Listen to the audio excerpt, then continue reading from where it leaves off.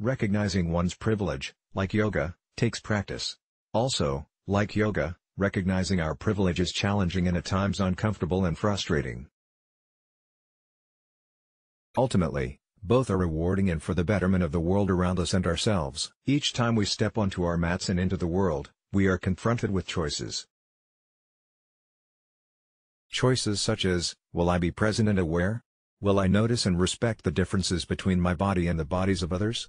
Will I push myself out of my comfort zone and challenge my mind and body to a new experience? How we respond to these choices determines our practice and our response to privilege. Last week, like many weeks before, I taught a yoga class as part of the Young Yogi program for peace and positivity in Orlando, Florida.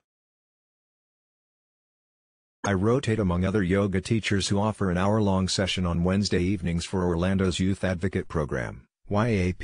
The teenagers who come to YAP are children of low-income families and almost exclusively non-white.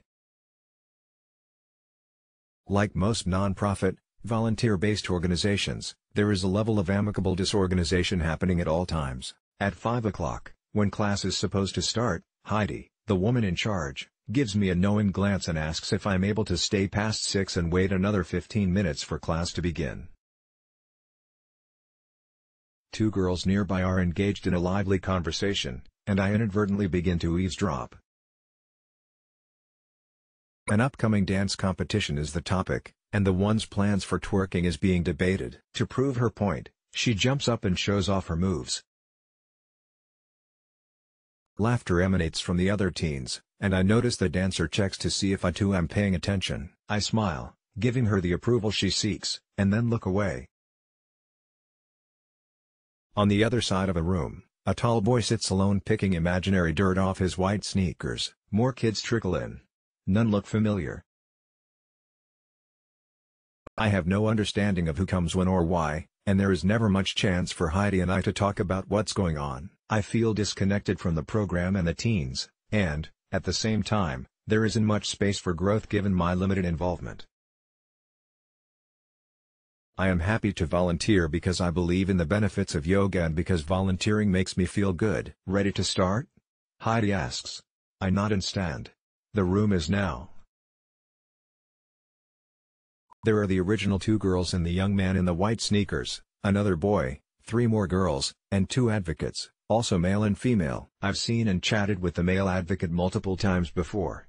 He is a stocky and muscular man with a gold chain and cross hanging from his neck. He exudes warmth, and I find that I often look to him for support when it seems none of the kids want to be doing yoga. He is always encouraging and very committed to his own practice. As the music comes alive, I look around the room and the kid with the sneakers is standing at the top of his mat with his shoes still on. I gently suggest for everyone to take off their shoes and socks. He doesn't move. A few people look down at their feet covered in socks and seem to consider the idea. The dancer's friend insists her feet are nasty and doesn't want anyone to see them. The dancer agrees about her friend's feet and then admires her own red plush socks and how they allow her to slide on the mat. I know the socks are a losing battle. But still, I try. There is nothing nasty about your feet. Your feet are beautiful and strong and carry you through this world. The female advocate shakes her head and insists she needs a pedicure. I try again. Yoga is about balance, and we need our toes to balance. I inadvertently lift my toes off my mat, spread them wide, and place them back down. Also, if you remember, there are poses where we can take our peace fingers and grab onto our toes to deepen the stretch. At this, the dancer elbows her friend and says, "No one wants to touch your feet." The two erupt in laughter, and I give up on the socks. Toward the end of our practice, I move the class into tree pose and try one more time. I promise you, it'll be easier to balance if you're not wearing socks.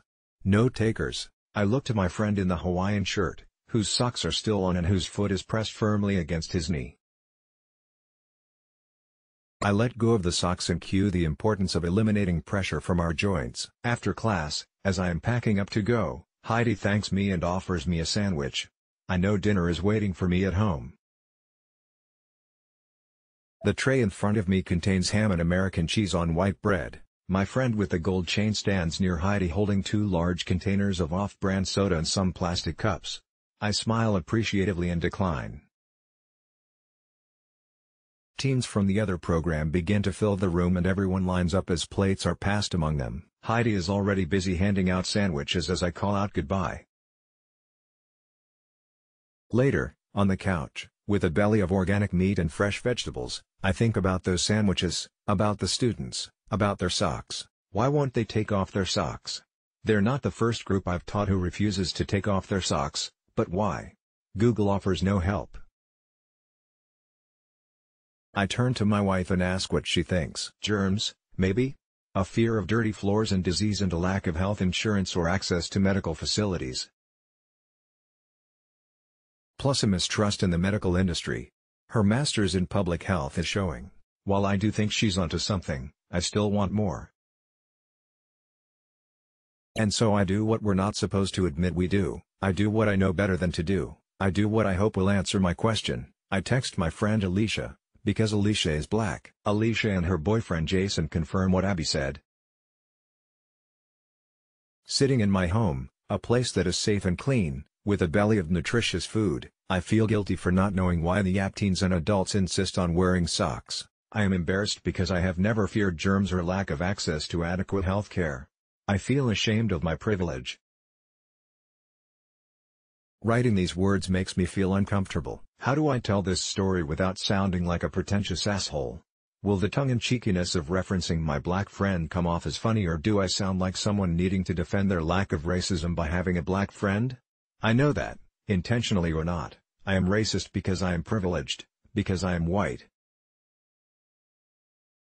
I also know the important differences between racism and discrimination. I know my whiteness and the power that comes with it is integral to my perception of the world and my privilege within the world.